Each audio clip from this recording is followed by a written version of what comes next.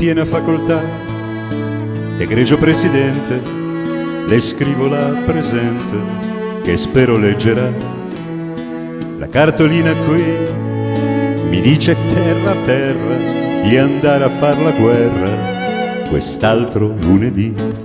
Ma io non sono qui, egregio Presidente, per ammazzar la gente più o meno come me.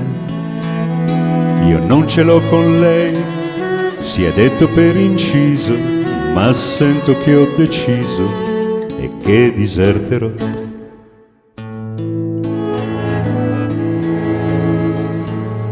Ho avuto solo guai da quando sono nato e i figli che ho allevato han pianto insieme a me.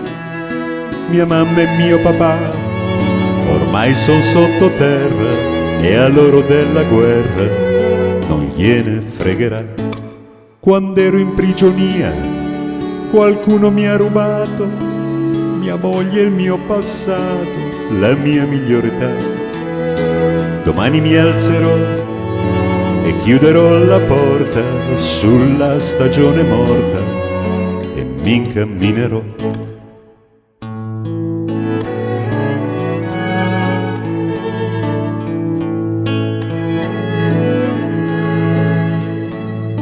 Vivrò di carità sulle strade di Spagna, di Francia, di Bretagna, e a tutti griderò di non partire più e di non obbedire per andare a morire per non importa chi.